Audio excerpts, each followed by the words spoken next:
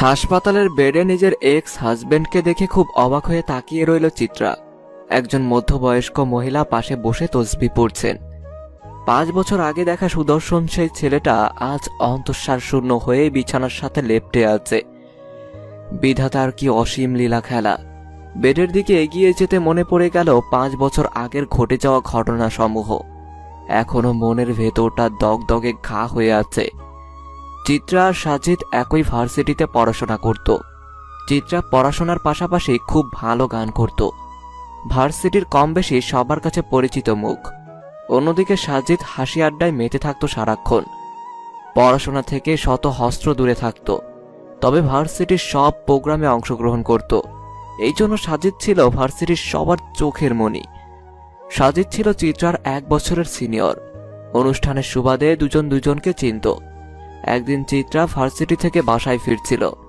এমন সময় সাজিদ এসে সামনে দাঁড়ায়। চিত্রা হকচকিয়ে গেল।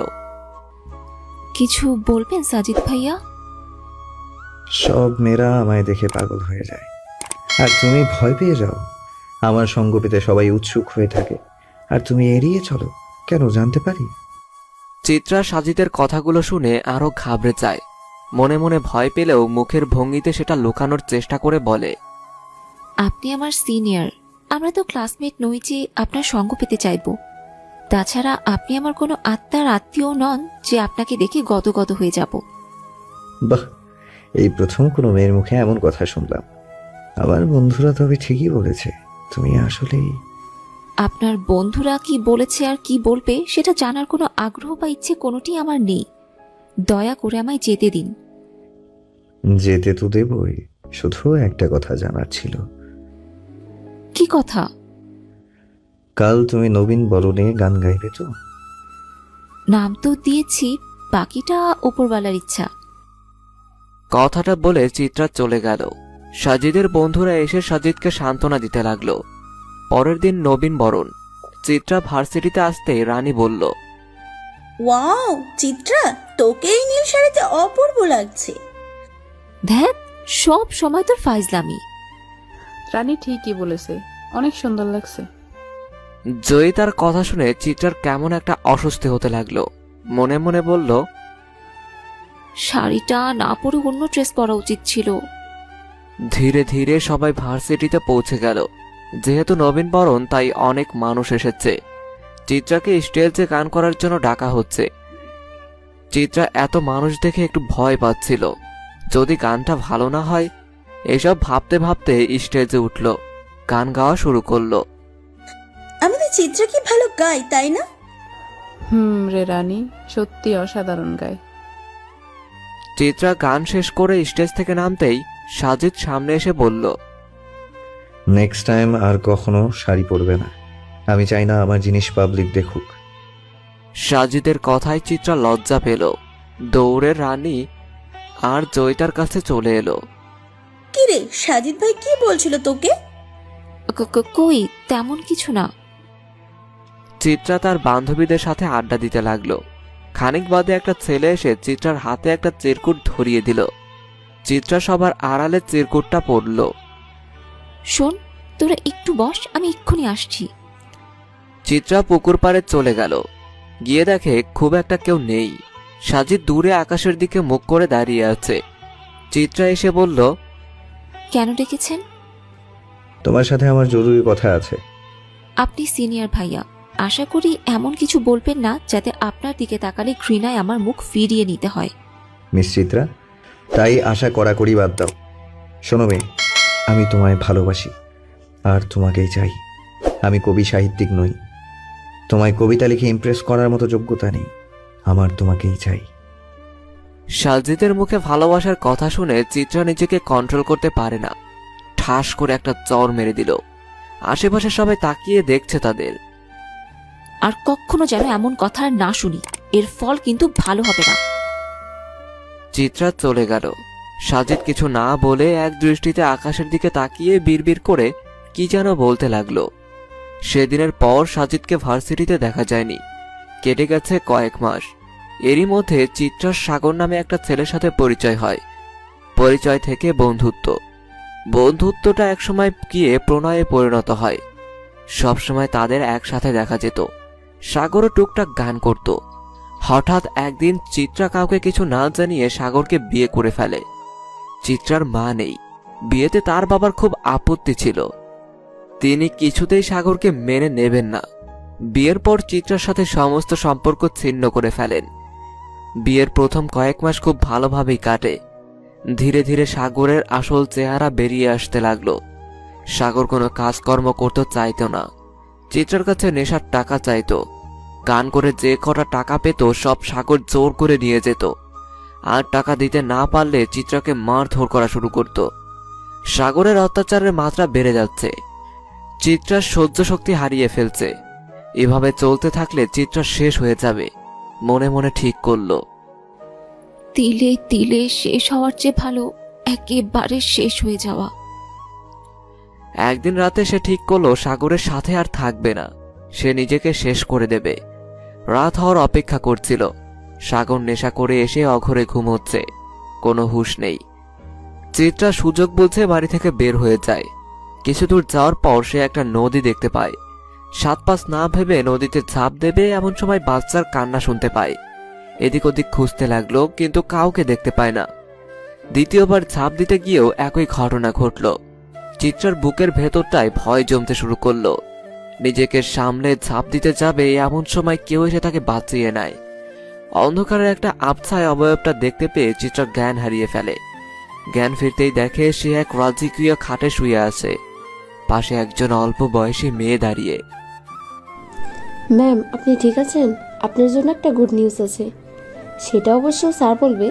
আমি স্যারকে ডেকে আনছি, আপনি একটু অপেক্ষা করুন। স্যার, ম্যামের জ্ঞান ফিরেছে। ওকে, তুমি এখানে অপেক্ষা করো টিনা, আমি দেখা করে আসছি।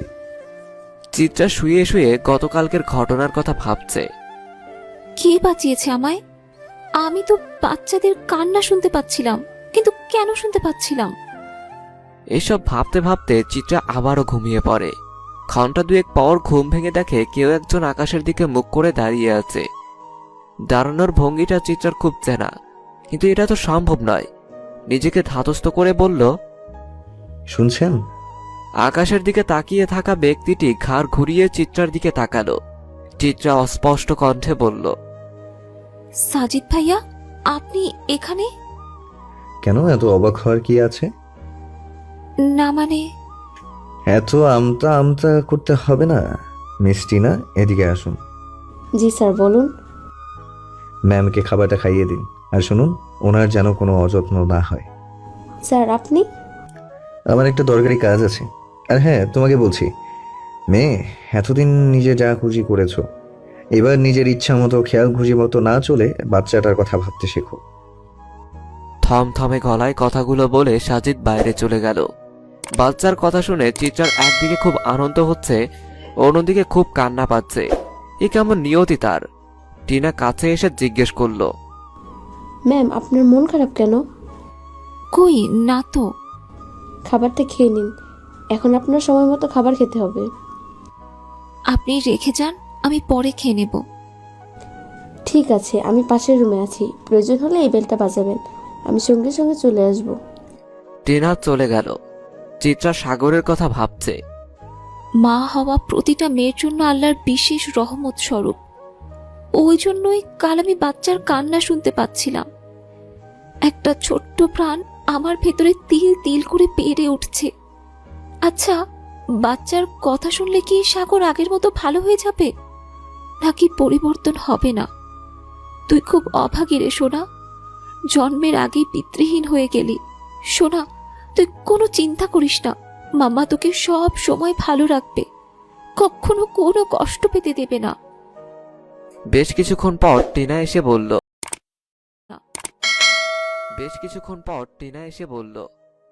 ম্যাম, এখানে শাড়ি আর সালোয়ার কামিজ আছে, আপনার পছন্দ মতো একটা পরে নিন, আমাদের বের হতে হবে। টিনা আপু, আমরা কোথায় যাব? স্যার, আপনার জন্য ডাক্তারের চেম্বার অপেক্ষা করছে, উনি গাড়ি পাঠিয়েছেন, আমাদের এক্ষুনি যেতে হবে। চিত্রা একটা শাড়ি পরে নিল, তারপর গাড়িতে বসে পড়ল। আধ ঘন্টা পরে একটা হাসপাতালের সামনে গাড়ি থামলো। টিনা সাবধানে চিত্রাকে নিয়ে গেল ডক্টরের চেম্বারে। অনুমতি নিয়ে রুমে প্রবেশ করলো। চিত্রাকে দেখে সাজিদ অপলকভাবে তাকিয়ে রইল, যেন তার চোখ দুটো বহুদিনের তৃষ্ণার্ত মিটিয়ে নিচ্ছে। সাজিদকে এভাবে তাকিয়ে থাকতে দেখে চিত্রার অস্বস্তি হতে লাগলো। স্যার, ম্যামকে নিয়ে এসেছি। টিনার কথায় সাজিদের কোনো পরিবর্তন হলো না। মিস্টার খান, ডক্টরের এমন ঝালঝালো কণ্ঠ শুনে সাজিদের হুঁশ ফিরে আসলো। এমন একটা সুন্দর মুহূর্তে একটা কর্কশ কণ্ঠ অপ্রত্যাশিত। সাজিদের অসহ্য লাগলো। টিনাকে ইশারা করলো বাইরে অপেক্ষা করার জন্য। ডক্টর চিত্রাকে ভালোভাবে পর্যবেক্ষণ করতে লাগলো। নার্স ওনাকে নিয়ে গিয়ে টেস্টগুলো করিয়ে 8 ঘন্টার মধ্যে রিপোর্ট নিয়ে আসো। নার্স চিত্রাকে নিয়ে গেল। ডক্টর, চিত্রা ঠিক আছে তো? ওর বাচ্চা কেমন আছে? দেখুন, ওনার শরীরের অবস্থা খুব খারাপ, শরীরে অনেকটা দুর্বল, মানসিকভাবে বিব্রস্ত। ওনার প্রপার ট্রিটমেন্ট দরকার, না হলে বাচ্চাকে কোনোভাবেই বাঁচানো সম্ভব নয়।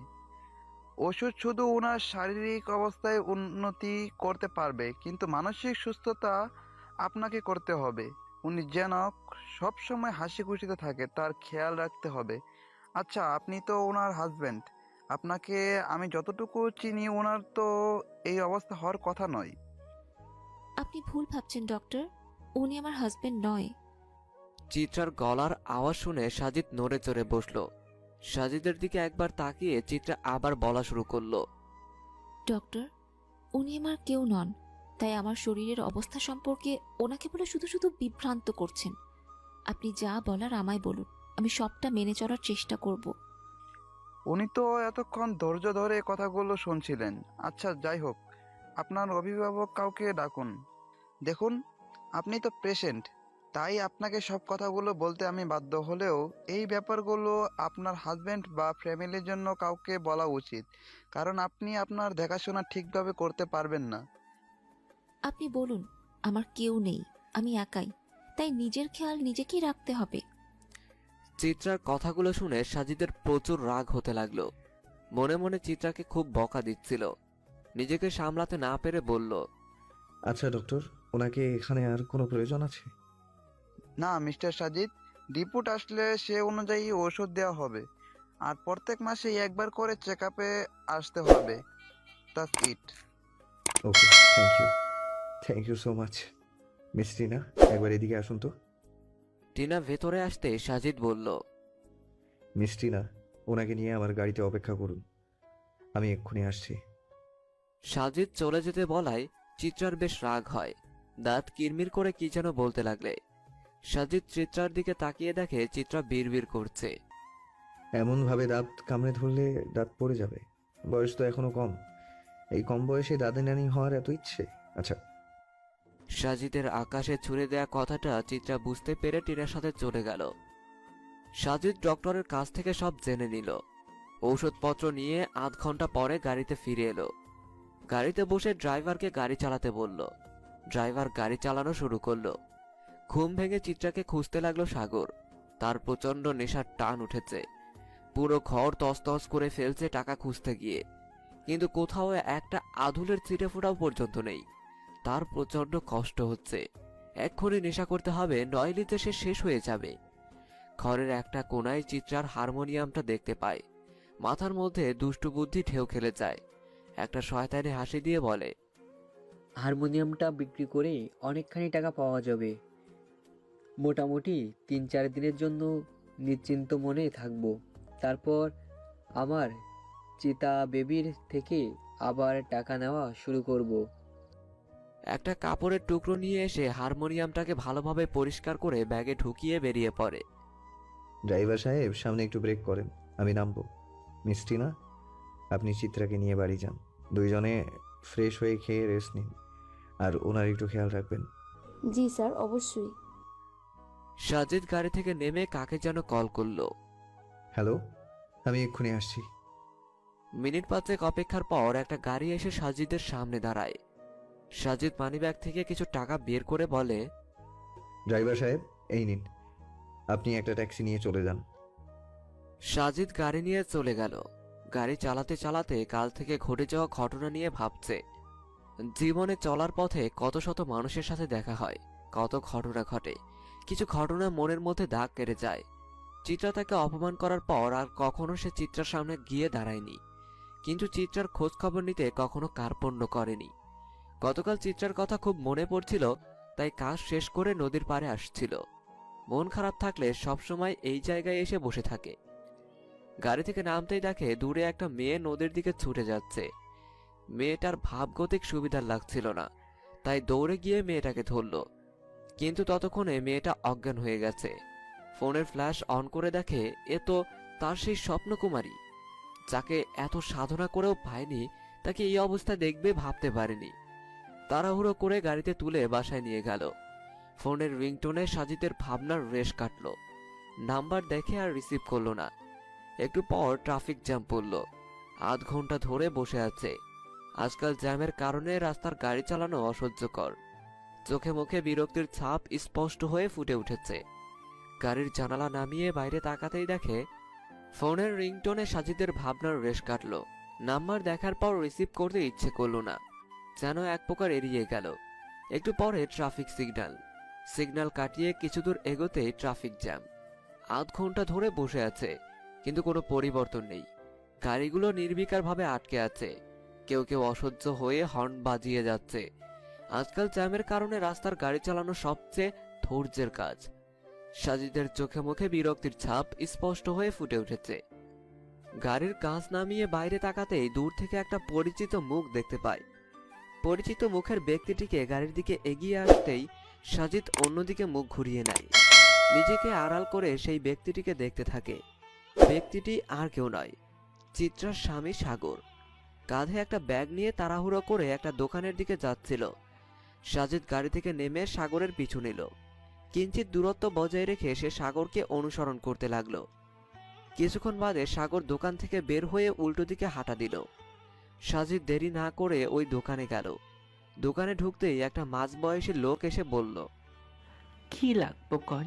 হারমোনিয়াম, সেতার, বীণা, তবলা সকল কিছু আছে। ইচ্ছা হলে রেডিমেড নিতে পারেন, আবার নিজের পছন্দ অনুযায়ী কিনা নিতে পারেন। আমার একটা ইনফরমেশন চাই, আশা করি আনসার পাবো। লোকটা ইংরেজিটা বুঝতে না পেরে একজনকে ডেকে বলল, এই ফাটকা উনি কি কইতাছে দেখ দেখিনি। আমি তো সব ইংরেজি বুঝি না। তুই তো তাও কক ক্লাস পড়লি। একটা অল্প বয়সের ছেলে কান খোঁচাতে খোঁচাতে বলল, মালিক আমার নাম ফটিক, আপনি আমারে ফটকা কইয়া পেলেন না। আমার একটা প্রেস্টিজ আছে না? হয়েছে, তুই আমার আর জ্ঞান দিতে আইবি না। কামে মন দে। ফটিক এসে বলল, স্যার কন। একটু আগে একটা ছেলে ব্যাগ কাঁধে নিয়ে এসেছিল। যাওয়ার সময় তার সাথে কোনো ব্যাগ ছিল না। কেন এসেছিল তুমি জানো? হ্যাঁ, জানবো না কেন। উনি একটা হারমোনিয়াম বেচতে আসছে, মানে মতো টাকা পাইছে, বেচা দিছে। ওই হারমোনিয়ামটা একটু দেখতে পারি? এক্ষুনি আনতেছি। ফটিক হারমোনিয়ামটা সাজিদের সামনে নিয়ে আসলো। হারমোনিয়ামটা তার খুব চেনা। হারমোনিয়ামের বাম পাশে একটা নাম দেখে সাজিদ হাসির রেখা টেনে বলল, যে নিতে পারেন। মালিক কি হয়েছে ডাকি সারের মতো চেঁচাস কেন? স্যার হারমোনিয়ামটা নিতে চাই। দোকানের মালিকের থেকে সাজিদ হারমোনিয়ামটা কিনে নেয়। ফটিক এসে গাড়িতে রেখে দেয়। ফটিককে আরো কিছু টাকা দেয় গাড়ি পর্যন্ত নিয়ে আসার জন্য। হারমোনিয়ামটায় হাত বুলিয়ে আবারও গাড়ি চালাতে শুরু করে। প্রায় 1 ঘন্টা পর একটা বাড়ির সামনে এসে গাড়ি থামায়। পুরনো ধাঁচের বাড়ি, চারপাশে গাছগাছালি দিয়ে ঘেরা। দরজায় কড়া নাড়তেই একজন বয়স্ক বৃদ্ধা দরজা খুলে দেয়। চশমাটা খুলে শাড়ির আঁচল দিয়ে মুছে নেয়। কে তুমি বাবা? তোমায় তো চিনতে পারলাম না। আমি এটা নিতে চাই। আমায় আপনি চিনবেন না? মিনহাজ সাহেব বাড়ি আছেন? আমি ওনার সাথে দেখা করতে এসেছি। খোকা তো বাড়ি নেই, মাত্রই বেরিয়েছে। আসতে দেরি হবে, তুমি অন্য একদিন এসো। বিশেষ করে শুক্রবারের দিনটা খোকা বাড়িতেই থাকে। আমি অনেক দূর থেকে এসেছি, ওনার জন্য অপেক্ষা করতে চাই। উনি আসলে দেখা করে তারপর যাব। ঠিক আছে, তবে ভেতরে এসে বসো। সাজিদ বাড়ির ভিতরে ঢুকলো। বাইরে থেকে যতটা পুরনো মনে হয়, ভিতরে ঠিক তার উল্টো চিত্র। বিশেষ করে বাড়ির সামনের উঠোন জুড়ে নানা ধরনের ফুলের গাছ। বৃদ্ধা মহিলাটি সাজিদকে বসার ঘরে নিয়ে গেলেন। তুমি বসো বাবা, আমি এক্ষুনি আসছি। সাজিদ এক পলক পুরো রুম দেখে নিল। খুব রুচিশীল ব্যক্তিত্বের অধিকারী না হলে এমনভাবে ঘর সাজানো চায় না। দেয়ালে অনেকগুলো ছবি টাঙানো। একটা ছবিতে সাজিদের দৃষ্টি নিবদ্ধ হয়ে গেছে। বৃদ্ধা মহিলাটি কিছুক্ষণ পর ফিরে এলেন, হাতে একটা চায়ের ট্রে। নাও বাবা, চাটা খাও। অনেক দূর থেকে এসেছো, চাটা খেলে ভালো লাগবে। সাজিদ চায়ের কাপ হাতে নিয়ে চুমুক দিল। মনে মনে কথাগুলো সাজিয়ে নিচ্ছে। শুনেছে মিনহাজ সাহেব খুব কড়া ধাঁচের মানুষ, কোনো ভুল চুক করা যাবে না। একটা ভুল কথা সবকিছু এলোমেলো করে দিতে পারে। আচ্ছা, তুমি খোকার কাছে কেন এসেছো? একটা বিশেষ কাজে। আপনার নাতনি চিত্রাকে নিয়ে কিছু কথা বলার ছিল। বৃদ্ধা মহিলার চোখ দুটো কোটর থেকে বেরিয়ে এলো, যেন মনে হলো অনেকদিন পর খুশির বান এসেছে। আহ্লাদি সুরে বলে উঠল, চিত্রা, আমার চিত্রা, জি। কেমন আছে আমার নাতনি? কতদিন হলো কোনো খোঁজ নেই। কেমন আছে আমার নাতনি? কতদিন হলো কোনো খোঁজ নেই। বিয়ের পর মেয়েটা কেমন পাল্টে গেল। ওর বাবা তো ওর মুখও দেখতে চায় না, আমায়ও বারণ করে দিয়েছে। আপনার নাতনি খুব ভালো আছে, আপনি যাবেন ওর সাথে দেখা করতে? না, ওর মতো অসভ্য অবাধ্য মেয়ের মুখ দর্শন করতে চাই না আমরা। পুরুষালী কণ্ঠস্বর শুনে সাজিদ বুঝতে পারে এটাই চিত্রার বাবা। বৃদ্ধা মহিলাটি ছুটে ছেলের কাছে গেলেন। মেয়েটা কেমন আছে তুই কি একটা বারও জানতে চাস না খোকা? না মা, সে বাজুক মরুক তাতে আমার কিছু যায় আসে না। শোনো ছোকরা, তুমি যদি ছেকরার উমেদারি করতে আসো তাহলে ভুল জায়গায় এসেছো।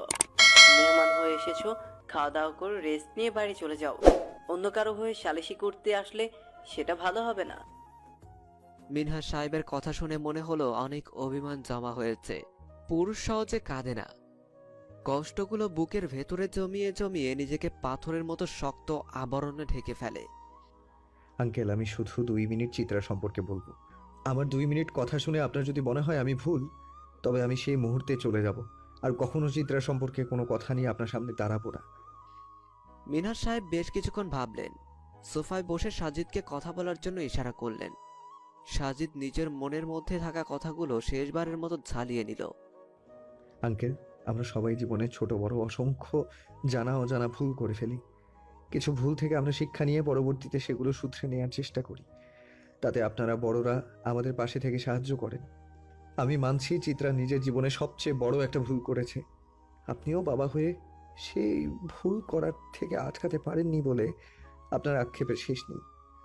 সব থেকে খারাপ তখন লাগে যখন সব সত্য জেনেও মিথ্যাগুলোকে চোখের সামনে বিজয়ী বেশি দেখতে হয়। আপাত দৃষ্টিতে মিথ্যার জয় হলেও সত্যগুলো একটা সময় বেরিয়ে আসে।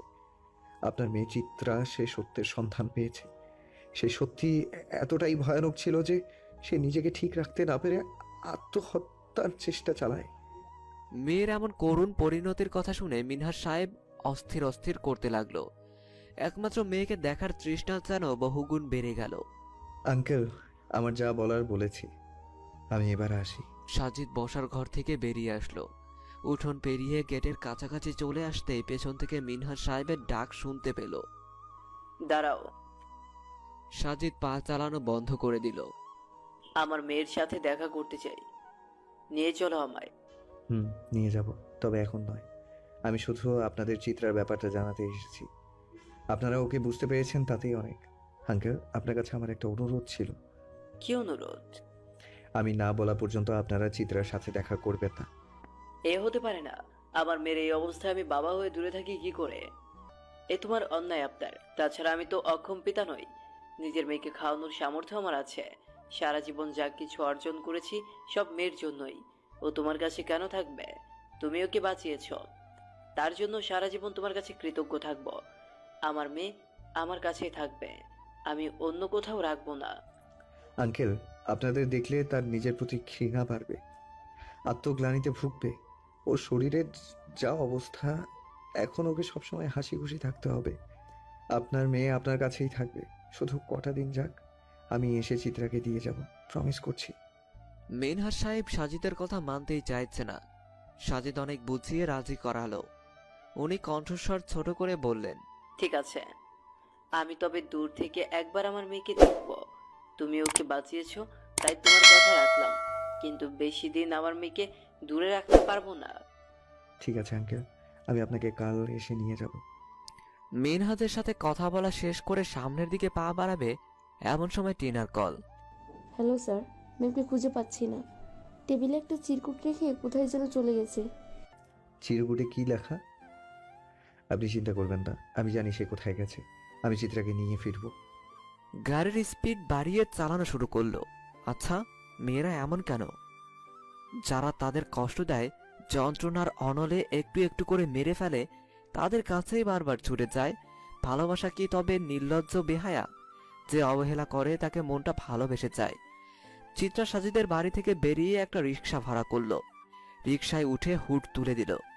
একবার তাকে শেষ চেষ্টা করতে হবে। সাগরের কাছে গিয়ে বাচ্চার কথা বলবে। হয়তো বাচ্চার কথা শুনে সাগরের সুবুদ্ধি হবে। একটা ক্ষীণ আশা যেন তাকে সাহস জুগিয়ে যাচ্ছে। গরমে ঘেমে নিয়ে একাকার হয়ে গেছে। বৃষ্টির কোনো লক্ষণ দেখা যাচ্ছে না। চিত্রার খুব পিপাসা পেয়েছে। বোতলের চিপি খুলে ঠক করে পানি পান করে নিল। ভাগ্যিস আসার সময় পানিটা নিয়ে এলো। রিক্সা ভাড়া ছাড়া তার কাছে অতিরিক্ত টাকাও নেই। অনেক অলিগলি ঘুরে রিক্সা তার নির্দিষ্ট গন্তব্যে পৌঁছালো। রিক্সা থেকে নেমে ভাড়া মিটিয়ে বাড়ির দিকে এগিয়ে যাচ্ছে। বুকটা ধুকপুক ধুকপুক করছে। আনন্দ আর ভয় মিশে যেন এক অদ্ভুত অনুভূতি হচ্ছে। মিনিট পাঁচেক হাঁটার পর দরজার সামনে পৌঁছালো। গিয়ে দেখে দরজাটা হাট করে খোলা। তার বেডরুম থেকে একটা মেয়েলি কণ্ঠস্বর ভেসে আসছে। চিত্রা রুমের আরো কাছাকাছি গেল। রুমের দরজাটা পুরোপুরি বন্ধ নয়, ভেতরে লাইট জ্বলছে। ফাঁক দিয়ে দেখে সাগর আর একটা মেয়ে। পায়ের তলা থেকে যেন মাটি সরে গেল। সাগর নেশাগ্রস্ত মাতাল, কিন্তু সে যে চরিত্রহীন তা চিত্রার অজানা ছিল। দৌড়ে বাড়ির বাইরে চলে এলো। বুকের ভেতরটা যেন দুমড়ে মুচড়ে শেষ হয়ে যাচ্ছে। নিজের উপর রাগ হতে লাগলো চিত্রার। এমন একটা জঘন্য মানুষ সে কি করে ভালোবাসলো? গলাটা ধরে আসছে, চোখ দুটো পানিতে ভরে গেল। চোখের পাতা ফেললেই যেন পানিগুলো ঝরঝর করে ঝরে পড়বে। কান্না করার মতো কিছুই হয়নি মেয়ে, জীবনটা অনেক বড়, এত তাড়াতাড়ি ভেঙে পড়লে চলবে না। গোলের মুখে গাড়ি আছে, গিয়ে বসে পড়ো। আমি আপনার সাথে যাব না। ঠিক আছে, যেও না। সাজিদ চলে গেল। সাজিদের এমন নির্লিপ্ত জবাবে চিত্রার আরো বেশি কান্না পেল। কোনো বাধাই যেন মানতে চাইছে না। এখন আমি কি করব? কার কাছে সাহায্য চাইব? বাবা তো সেই কবে মুখ ফিরিয়ে নিয়েছে। বিয়ের পর বন্ধু বান্ধবী সবার থেকেও বিচ্ছিন্ন হয়ে পড়েছি। সাজিদ আড়াল থেকে বেরিয়ে বলল, এই নাও, রুমালটা দিয়ে চোখ মুখ মুছে নাও। চিত্রা কাপা কাপা হাতে রুমালটা নিল। চোখ মুখ মুছে সাজিদকে ফেরত দিল। কোথায় যাবে তা ঠিক করেছো? চিত্রা মাথা নেড়ে জানালো ঠিক করেনি। আমার সাথে যেতে চাইলে গাড়িতে গিয়ে বসো, আগামী 2 মিনিটের মধ্যে আমি চলে যাব। সাজিদের কথা বলা শেষ হতে না হতেই চিত্রা সুরসুর করে গাড়িতে গিয়ে বসে পড়ল। সাজিদ চিত্রাকে নিয়ে ফিরে আসে। মিস টিনা, চিত্রাকে নিয়ে ভেতরে যান, কোনো দরকার হলে আমায় কল দেবেন। জি স্যার। সাজিদ চলে যেতে টিনা চিত্রাকে রুমে নিয়ে গেল। টিনা আপু, আমি একটু একা থাকতে চাই। কিন্তু ম্যাডাম। প্লিজ আপু। চিত্রার চোখ মুখ দেখে টিনা বুঝতে পারল কিছু একটা হয়েছে। টিনা আর কথা বাড়ালো না, চিত্রাকে রেখে রুম থেকে বেরিয়ে গেল। চিত্রা এসে দরজা লাগিয়ে দিল। বারবার সাগরের করা বিশ্বাসঘাতকতার কথা মনে পড়তে লাগলো। ভুল মানুষকে ভালোবাসার শাস্তি পাচ্ছে। আমি এত বড় একটা ভুল কি করে করলাম? একটা মানুষকে চিনতেই পারলাম না। তাহলে কি বাবা ঠিকই বলতো? এই রং চং মাখা শহরে মানুষ যে চেনা যায় না।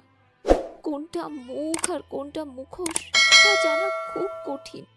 বাবা, ও বাবা, আমায় তুমি মাফ করে দেবে তো বাবা? আমি কোন মুখে তোমার সামনে গিয়ে দাঁড়াবো বাবা? তোমার চেয়ে বেশি কেউ আমায় ভালোবাসে না, জানো তো বাবা। তোমার মেয়েটা সত্যি একটা বোকা। মানুষ চিনতে বড্ড ভুল করে ফেললাম বাবা। আচ্ছা বাবা, ওরা কিভাবে পারে এমন করে মানুষ ঠকাতে? ওদের কি একটুও কষ্ট হয় না? চিত্রা হাউমাউ করে কাঁদতে শুরু করলো। মানুষটা ভুল, কিন্তু তার প্রতি ভালোবাসাটা তো ভুল নয়। সে তো সাগরকে নিজের জীবনের চেয়ে বেশি ভালোবেসে ফেলেছে। দুপুর গড়িয়ে বিকেল হয়ে গেল, কিন্তু চিত্রা কোনো সাড়া শব্দ নেই। টিনার খুব টেনশন হতে লাগলো। কয়েকবার এসে ডেকে গেল, কিন্তু চিত্রা কোনো উত্তর দেয়নি। সাজিদও কল রিসিভ করছে না, কি করবে ভেবে পাচ্ছে না। টিনা গিয়ে দরজা ধাক্কা দিতে লাগলো। ম্যাডাম, আপনি দরজা খুলছিলেন না কেন? আমার খুব টেনশন হচ্ছিল। টিনা আপু, তুমি টেনশন করো না, আমি ঠিক আছি। আমি একটু ঘুমিয়ে পড়েছিলাম। দুপুরে তো কিছুই খাননি, হাতে মুখে পানি দিয়ে আসুন, আমি খাবারের ব্যবস্থা করছি। চিত্রা খাওয়া দাওয়া শেষ করে টিনার সাথে গল্প করতে লাগলো। অফিসের কাজগুলো শেষ করতে করতে রাত প্রায় 9টা বেজে গেছে। ফোনটা হাতে নিয়ে দেখে টিনার অনেকগুলো। ও শিট, কাজে চাপে ফোনটা যে সাইলেন্ট বুঝতেই পারলাম না। ওদিকে সব কিছু ঠিকঠাক আছে তো? সবুজ, সবুজ, ড্রাইভারকে বলো গাড়ি বের করতে, আমি এক্ষুনি বের হব। কলিং বেলের শব্দ পেয়ে টিনা এসে দরজা খুলল। দরজা খুলে টিনার হাত পা কাঁপতে শুরু করলো। কি হলো, এমন ভয় পাচ্ছ কেন? আমি কি বাঘ যে তোমায় খেয়ে ফেলবো? সরো দরজা থেকে। বড় ম্যাডাম আপনি? সাজিদ কোথায়? ওকে ডাকো। ম্যাডাম, স্যার তো এখনো আসেনি। চিত্রা এসে বলল। টিনা আপু, কে এসেছে? দরজায় চোখ পড়তেই চমকে ওঠে চিত্রা। দরজায় দাঁড়িয়ে থাকা ভদ্র মহিলা একটু একটু করে এগিয়ে আসতে লাগলো। চিত্রা মামুনি তুই? ভদ্র মহিলা চিত্রার কাছে এসে তাকে জড়িয়ে ধরল। টিনা কিছুই বুঝতে পারল না, ভাবলার মতো তাকিয়ে রইল। মনে মনে বলল, চিত্রা ম্যাডামকে দেখে শাইলা ম্যাডাম এত খুশি হয়ে গেল কেন? ওনারা কি পূর্ব পরিচিত? সাজিদ এসে দেখে তার মা চিত্রাকে জড়িয়ে রেখেছে। ঘটনার মাথা মুন্ডু বুঝতে না পেরে টিনাকে ইশারায় জিজ্ঞেস করলো। টিনার থেকে সন্তোষজনক উত্তর না পেয়ে বলল, মা তুমি এখানে? তোর ফোনটা কোথায় রাখিস বলতো? কতবার কল দিয়েছি, সব সময় হতাশ করলি। মা আমি তো। থাক, আর অজুহাত দিতে হবে না। একটা না একটা অজুহাত ঠোঁটের গোড়ায় রেখেই দিয়েছে, তা আমার বুঝতে বাকি নেই। এখন আর কিছু বলবো না। তুই মনে রাখিস, আমি তোর মা। আজ আমি খুব খুশি, তাই আজ ছেড়ে দিলাম। অনেকদিন পর আমার চিত্রাকে দেখলাম। তুই এখানে কিভাবে এলি মামুনি? সাজিদ বলে, মা আমি তোমায় সব পরে বুঝিয়ে বলবো, তার আগে বলো তুমি চিত্রাকে কিভাবে চেনো?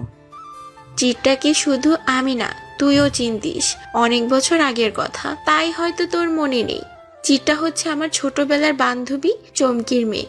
ওর মা বেঁচে থাকতে আমি তোকে সাথে নিয়ে ওদের বাসায় যেতাম। তারপর তো আমরা কয়েক বছরের জন্য কানাডা চলে যাই। ওখানে থাকাকালীন শুনলাম চমকি আর নেই। কানাডা থেকে ফেরার পরেও আমি ওকে দেখার জন্য ওদের বাসায় যেতাম। কিন্তু আমায় তো নাওনি। কারণ তোর বাবা পছন্দ করতো না। তার মধ্যে একটা কারণ হচ্ছে তোর বাবা অর্থের দম্ভ। চিত্রার বাবা অবস্থান তোর বাবার অবস্থানের থেকে নিচু। আর দ্বিতীয় কারণ তুই। আমি? চমকি যখন বেঁচে ছিল তখন একদিন আমি তোর বাবাকে লুকিয়ে চমকির সাথে দেখা করতে যাচ্ছিলাম। তুই আমার সাথে আসার জন্য খুব বায়না করছিলি, তাই বাধ্য হয়ে তোকে সাথে নিয়ে আসি। আমি আর চমকির কথা বলছিলাম, তুই আর চিত্রা খেলা করছিলি। একটু পরে চিত্রার চিৎকার শুনতে পাই। গিয়ে দেখি তুই সিঁড়ি থেকে পড়ে গিয়েছিস। চিত্রা তোর মাথা ধরে বসে কান্না করছে। মাথা থেকে প্রচুর রক্ত বের হচ্ছে। ভয়ে আমার হাত পা ঠান্ডা হয়ে গেল। দেরি না করে তোকে হাসপাতালে নিয়ে গেলাম। তোর বাবাকে খবর দিলাম তোর পড়ে যাওয়ার জন্য। তোর বাবা আমায় খুব বকাবকি করলো। চিত্রাকে দায়ী করে চমকিকে ছোট বড় অনেক কথা বলেছে। সে থেকে লুকিয়ে ওর কাছে যেতাম। তোর বাবা বা তুই কেউ জানতে পারিসনি। সাজিদও এখানে কিভাবে? সাজিদ টিনাকে ইশারা দিল চিত্রাকে রুমে নিয়ে যাওয়ার জন্য। টেবিলের উপরে রাখা পানির গ্লাসটা হাতে নিয়ে পানি পান করলো। শায়লাকে সোফায় বসিয়ে সব ঘটনা খুলে বলল। সব শুনে শায়লার চোখও চরক গাছ। মনে মনে বলল, এত কিছু ঘটে গেছে অথচ মিনহাজ ভাই কিছুই জানলো না। শায়লা সোফা থেকে উঠে দাঁড়িয়ে গেল। শায়লা গটগট করে চিত্রার রুমে গেল। আমি চিত্রাকে এখানে রাখবো না। ও আমাদের সাথে আমাদের বাড়ি থাকবে। তুই বস, আমি ওর সাথে কথা বলছি। টিনা, চিত্রার যা কিছু জিনিসপত্র আছে সব 8 ঘন্টার মধ্যে গুছিয়ে দাও। শায়লার এমন আদেশ শুনে চিত্রা মনে মনে ভয় পেল। খালামণি, আমায় তুমি বের করে দিচ্ছ? তোকে বের করে দেব এটা তুই ভাবলি কি করে মা? আমি তোকে আমার বাসায় নিয়ে যাব, সেখানেই তুই থাকবি। এই সময় পরিবারের সাথে থাকতে হয়। খালামণি, আমি তোমার সাথে গেলে আঙ্কেল তো খুব রেগে যাবে। তুই চিন্তা করিস না, তোর আঙ্কেল তোকে অনেক বছর দেখেনি, তাই চিনতেও পারবে না। আর যদি কোনোভাবে জেনেও যায় তবে সেটা সামলানোর দায়িত্ব আমি নিলাম। শায়লা, সাজিদ আর চিত্রা মিলে সাজিদের বাসার উদ্দেশ্যে রওনা হলো। চিত্রা মনে মনে খুব ভয় পাচ্ছে। আনোয়ার আঙ্কেল যদি কোনোভাবে বুঝতে পারে তবে খালামণিকে অনেক বকাঝকা করবে।